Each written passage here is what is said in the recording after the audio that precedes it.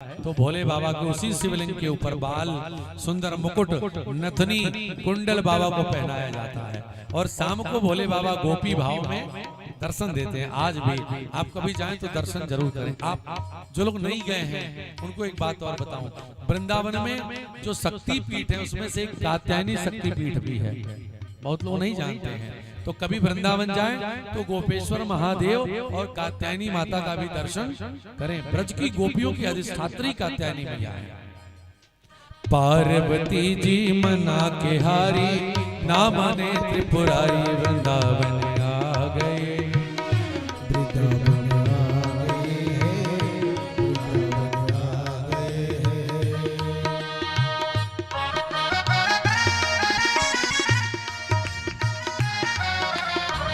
बोलिए रास बिहारी सरकार की।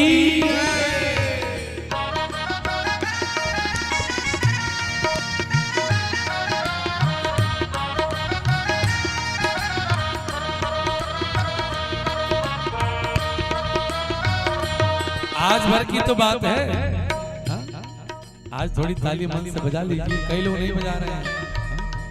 कल से कौन कहेगा आपको कि ताली बजाओ? आप बजाओ चाहे मत बजाओ। पार्वती जी मना के हारे, ना माने त्रिपुरारी, वृंदावन आ गए, वृंदावन आ गए हैं, वृंदावन आ गए। पार्वती से जय हो, पार्वती से बोले मैं भी चलूंगा तेरे संग में। पार्वती जी रोज जाती थी। भोले बाबा ने पूछा कहाँ जाती हो? तो मैं रास में जाती हूँ, मैं भी चलूंगा। भैया ने मनाया तुम मत जाओ, पुरुष का प्रवेश वहाँ वर्जित है, पुरुष भाव वहाँ नहीं चलेगा। भोले बाबा ने कहा तो कैसे एंट्री कैसे होगी? एंट्री का कोई टिकट लगता हो तो बताओ, कुबेर को बुलाऊं, पेमेंट करेंगे कुबेर? कहा कि पेमेंट से नहीं एंट्री होगी, वहाँ पे वहाँ नए सेगमेंट से एंट्री होगी, आपको रूप बदलना पड़ेगा। फिर पार्वती मैया ने क्या किया? राधा संग श्याम नाचे, मैं भी नाचूंगा तेरे संग में, तेरे संग में। पार्वती से बोले हो मैं भी चलूंगा तेरे संग में। राधा संग श्याम मैं भी नाचूंगा तेरे संग में, तेरे संग में। रास रचेगा ब्रज में भारी, रास रचेगा ब्रज में भारी, हमें दिखा दो वृंदावन आ गए।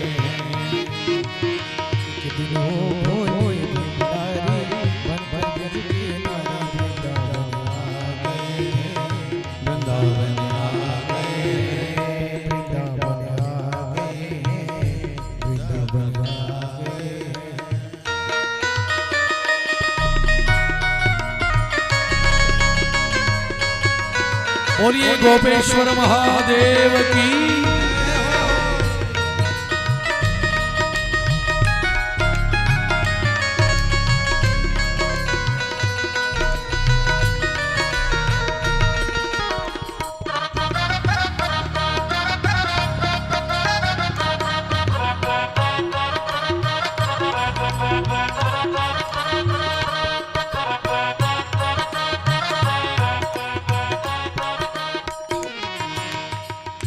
ऐसा बना दो कोई न जाने इस राज को, इस राज को।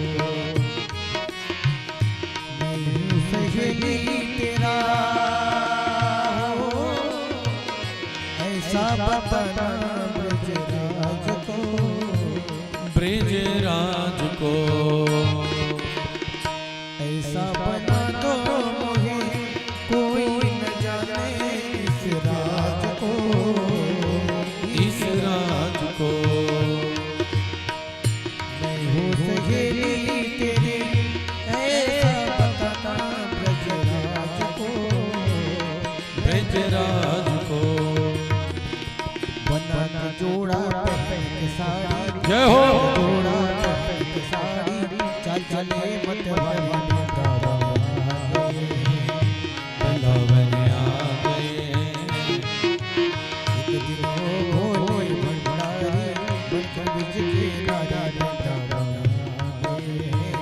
वृंदावन आ गए, वृंदावन आ गए, वृंदावन आ गए, वृंदावन आ गए, वृंदावन आ गए।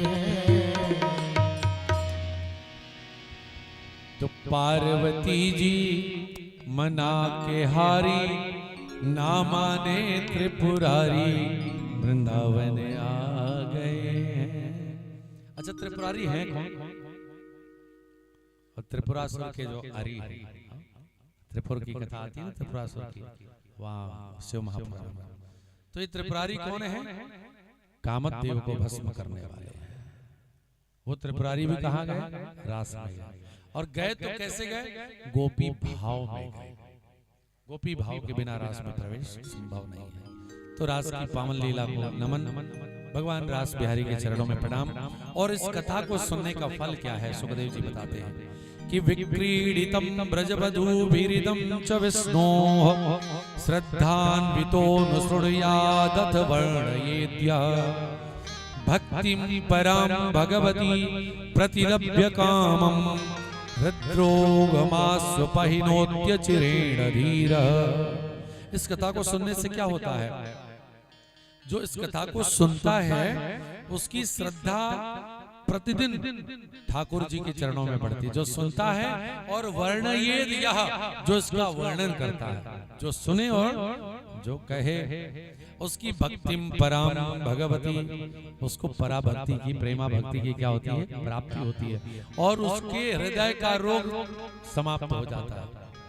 मतलब इसका मतलब नहीं कि हार्ट का अटैक है तो इस रास प्रसंग का पाठ करने लगे, नहीं नहीं। हृदय का रोग दो तरह का होता है। एक तो अटैक वाला होता है, पता नहीं क्या क्या क्या उसका होता है, बहुत तरह की समस्याएं हैं। दूसरा रोग ये है जो हृदय का काम रोग है। और हृदय का काम रोग इस रास की कथा को श्रवण करने से क्या होता है? समाप्त हो जाता है। ये इसका साफल्य है। प्रेम से बोलो। लेकिन उसकी मानक परिस्थितियां जिसकी चर्चा की गई। बोलिए रास बिहारी सरकार की। आज रास बिहारी थोड़ा ज्यादा ही प्रभाव दिखाया, नहीं दिखाए? बिल्कुल जा नहीं रहे थे यहाँ से। हाँ। तो महाराज आगे भगवान की अन्य अच्छा गोपियां भगवान के साथ रास में रही और पुनः अपने घर को क्या हुई? वापस गई। और किसी के घर में किसी प्रकार की प्रवंचना नहीं, सब अपने घर को गई, अपने घर में रहती। ऐसा नहीं कि सबको छोड़ दिया, लेकिन भगवान पहले देखते हैं कि त्याग कितना है। प्रेम से बोलो। कहते हैं कि यह प्रश्न उठाया परीक्षित ने कि भगवान तो मर्यादा की रक्षा को आए हैं, भगवान ने प्रतीपम आचरत, ये विपरीत आचरण क्यों किया? परस्त्री का स्पर्श किया। हाँ? सुखदेव जी ने कहा कि परीक्षित, अग्नि में आप कुछ भी डाल दो, अग्नि उसके दोष को ग्रहण नहीं करती, अग्नि के ऊपर उसका प्रभाव नहीं पड़ता। गंगा जी का जल ले आके आप एक लोटे में, एक पात्र में घर में रखिए और उसमें कुत्ता मुंह डाल दे तो उससे नहा लेंगे आप? नहीं नहाएंगे। उसमें सुअर मुंह डाल दे तो नहाएंगे? नहीं नहाएंगे। और गंगा जी में सैकड़ों सुअर और कुत्ते क्या कर रहे हैं? निरंतर नहा रहे हैं। लेकिन जाकर के वहां हम क्या करते हैं? नहाते हैं। वह कोई दोष नहीं लगता है। परमात्मा में कोई दोष नहीं है। भगवान गोपियों के साथ में रास में रहे, लेकिन रास में जीवात्मा परमात्मा की चिन्मय भावना से युक्त होकर रहे, संसार की भावना से भावित होकर नहीं रहे। वो रास में अनेक स्त्रियों के बीच में भी रह के जिसके भीतर काम का भावना है वो कृष्ण। वो व्यक्ति कृष्ण पे लांछन लगा सकता है जिसको चिकनी चमड़ी देखने के बाद काम का प्रभाव उसको प्रभावित कर दे, वो कृष्ण को लांछन लगा सकता है। हम आप जैसे सांसारिक पुरुष क्या लांछन लगा सकते हैं? 7 वर्ष की अवस्था में 7 कोस के गोवर्धन को 7 दिन तक जिन्होंने उठाया महाराज, क्या एक सामान्य पुरुष के लिए ये संभव है? नहीं। लेकिन लोग कहते हैं, कई लोग, अरे भगवान ने इतनी शादी की थी, एक तो हम भी कर ले। उठाओ 50 किलो का पत्थर, 3 घंटा सिर पे रख के खड़े रहो, सफल हो जाओ तो फिर करो 2-4 ब्याह। प्रेम से बोलो। आगे भगवान ने रास की लीला के बाद भगवान ब्रज में रहते हैं और भगवान के वध के लिए कृष्ण ने कंस ने अनेकानेक राक्षसों को भेजा, अरिष्टासुर को भेजा, केसी को भेजा। भगवान ने सभी का क्या कर दिया? वध किया। अभी तक कंस ने क्रूर लोगों को भेजा था, किसके लिए? कृष्ण का वध करने के लिए। लेकिन देखा कि क्रूर लोगों के वध जाने से कृष्ण का वध नहीं हो रहा है, कृष्ण ही क्रूरों का वध कर रहे हैं। इसलिए कंस ने इस बार अक्रूर को भेजा। किसको भेजा? अभी तक क्रूर को भेजा था और अब किसको भेजा? अक्रूर को। अक्रूर जी भगवान कृष्ण के संबंधों में चाचा लगते हैं। अक्रूर जी ब्रज को आए हैं, बाबा नंद को मिले हैं और सारी बात बताया। चूंकि कंस ने एक योजना बताई किया है, एक षड्यंत्र किया है, आप कह सकते हैं श्रूड पॉलिटिक्स किया है।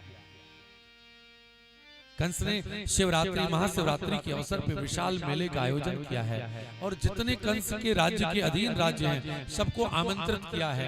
बाबा नंद को भी आमंत्रित किया, सबको लेके आ पाए। लेकिन अंदर में बात ये थी कि सबको कृष्ण बलराम को बुला के अपने सारे पहलवानों और राक्षसों से यही क्या कर देंगे? मरवा देंगे। ये अंतर योजना थी। बताया बाबा नंद तैयार हुए जाने के लिए, ग्वाल बाल तैयार हुए। इधर कृष्ण बलराम भी जाने को तैयार हुए और जो कृष्ण बलराम जाने को तैयार हुए महाराज, मैया की आंखों में अश्रु प्रवाह होने लगा, क्योंकि ऐसा अवसर कभी नहीं आया जब कृष्ण ब्रज छोड़ के कहीं गए हो। और जो कृष्ण जाने को तैयार हुए, मैया रोने लगी, लाला तू मत जा। कन्हैया ने कहा, मैया तो चिंता मत कर, मैं तो आज जाऊंगा, कल मेला देखूंगा, परसों फिर तुम्हारे पास आ जाऊंगा। गोपियों को, माता को क्या पता था कि जो कृष्ण परसों की कह के जा रहा है वो बरसों तक कभी लौट के नहीं आएगा। मैया अधीर होने लगी। मैया को समझा के कृष्ण रथ में आरूढ़ हुए और गोपियों ने देखा हमारे प्रिय कृष्ण जा रहे हैं। गोपियों ने जब जाना कि अक्रूर नाम का कोई व्यक्ति कृष्ण को लेने आया है तो महाराज गोपियों ने ब्रह्मा को गाली दी। हे ब्रह्मा, तू बड़ा निर्दयी है, तेरी गति उस बच्चे की है जैसे छोटा बच्चा मिट्टी में बैठ के मिट्टी का घर बना के खेलता है और उस खेल से बच्चे का जब मन भर जाता है तो उस घर को तोड़ फोड़ के बिगाड़ के चल देता है। ब्रह्मा, तेरे भक्त चेष्टितम मया, तेरी गति उसी बालक की है, तूने भी हमको कृष्ण को मिलाने का खेल खेला, लगता है तेरा मन इस खेल से भर गया, इसलिए खेल को बिगाड़ रहा है। और ब्रह्मा को गाली देने के बाद गोपियों ने अक्रूर को गाली दी। अरे किसने इसका नाम अक्रूर रखा? ये तो हमारे प्रिय कृष्ण को हमसे दूर ले जाने का क्रूर कर्म कर रहा है, इसका नाम तो क्रूर होना चाहिए, इसका नाम अक्रूर नहीं होना चाहिए। ऐसा कह के श्री कृष्ण गोविंद हरे मुरारे, हे नाथ नारायण वासुदेवा, ऐसा गीत गाती हुई भगवान नाम का स्मरण करती हुई गोपियां भगवान के रथ के सम्मुख क्या हो गई? लेट गए। ठाकुर जी ने बहुविध समझाया और समझा करके ठाकुर जी रथ में आरूढ़ होकर के मथुरा को चले। और महाराज मार्ग में अक्रूर जी के मन में जो भ्रम आया, भगवान ने अपने रूप का दर्शन करा करके अक्रूर जी के भ्रम को क्या किया? समाप्त किया। अक्रूर जी के मन में ये भाव आ गया, जब चाचा चाचा कृष्ण बलराम ने कहा तो अक्रूर के मन में ये भाव आ गया कि मेरे भतीजे हैं और कंस ने मारने को बुलाया, इनको मार देगा तो ये तो मेरे से अपराध हो जाएगा। तो मार्ग में एक स्थान पे अक्रूर जी रुके हैं और जब जमुना जी में प्रवेश किए स्नान के लिए तो भगवान जमुना जी के जल में भी दिखे और बाहर रथ में दिखे। जहाँ चितमहि तहाँ प्रभु आसीना, जहाँ देखा वहाँ भगवान को आसीन पाया। तो अक्रूर जी के भ्रम को दूर किया। भगवान मथुरा पहुंचे। मथुरा में जाकर के भगवान ने मथुरा का भ्रमण किया है और कंस का एक धोबी जो वस्त्र धो करके लेके आ रहा था, कंस के धोबी से वस्त्र मांगा, उसने बुरा भला कृष्ण को कहा। और यहाँ वर्णन आया कि भगवान ने कराग्रेण एक तमाचा उसको मारा तो उस धोबी का सिर क्या हो गया, धड़ से अलग हो गया। और महाराज हाहाकार मचा, पूरे मथुरा में खबर फैल गई, पूतना को बकासुर, अघासुर, अरिष्टासुर, धेनुकासुर, केसी को मारने वाला कृष्ण इस मथुरा में आ गया है। और आकर के यहाँ भी उसने प्रधान धोबी का वध कर दिया है। मथुरा की जो राजनीतिक हवा थी वो क्या हो गई, बदल गई। सबको पता चल गया कि अब ये सत्ता बदलने वाली है। भगवान कृष्ण उस रंग महल में गए, रंगशाला में जहां धनुष रखा था, भगवान ने जाके उन रक्षकों के न चाहते हुए भी धनुष को तोड़ा। भयंकर ध्वनि हुई।